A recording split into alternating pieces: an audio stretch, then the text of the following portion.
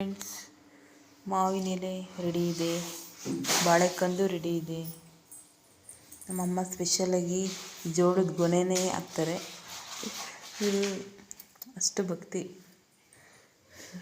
ಭಕ್ತಿಯಿಂದ ಈ ಜೋಳದ ಗೊನೆ ಇನ್ನು ತುಂಬ ಅಲಂಕಾರವಾಗಿ ಕಾಣುತ್ತೆ, ತುಂಬ ಅಟ್ರಾಕ್ಟಿವ್ ಆಗಿ ಕಾಣುತ್ತೆ ಅಂತ ಈ ಥರ ತಯಾರಿ ಮಾಡ್ತಿದ್ದಾರೆ ನೋಡಿ. ಈ ಟೇಬಲ್ ಮೇಲೆ ನಾವು ಲಕ್ಷ್ಮಿ ಕೂರಿಸ್ತೀವಿ.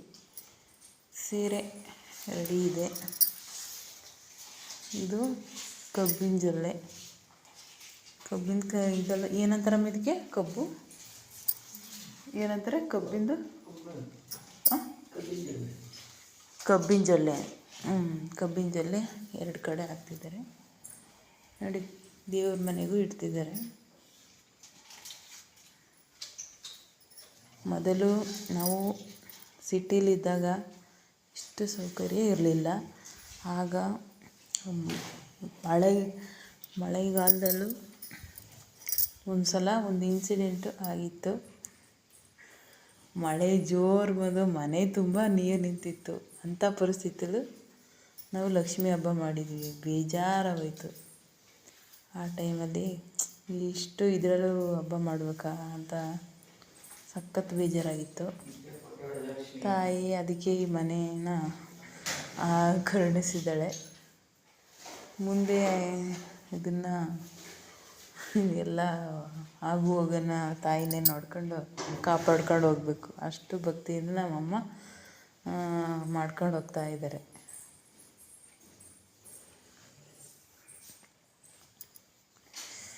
ನೆಕ್ಸ್ಟ್ ಏನಾಗ್ತೀರಮ್ಮ?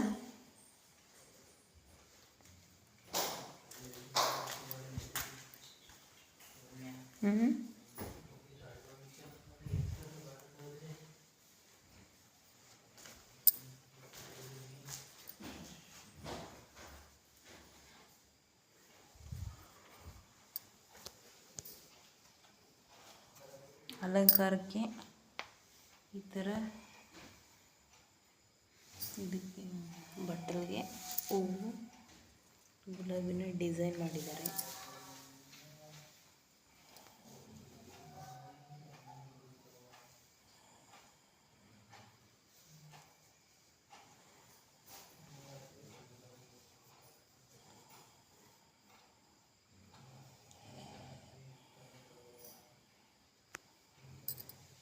ಸರಿ ಫ್ರೆಂಡ್ಸ್, ಇದನ್ನೆಲ್ಲ ನಾವು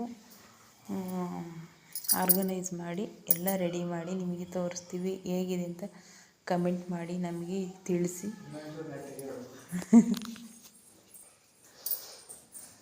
ನೀವೇ ಹೇಳ್ಬಾರಮ್ಮ,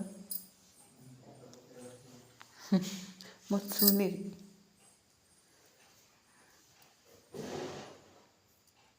ಇದೇ ಥರ ಬೆಳಗ್ಗೆವರೆಗೂ ಇವರು ಅಮ್ಮನ ನಿದ್ದೆ ಮಾಡೋಕ್ಕೆ ಬಿಡಲ್ಲ.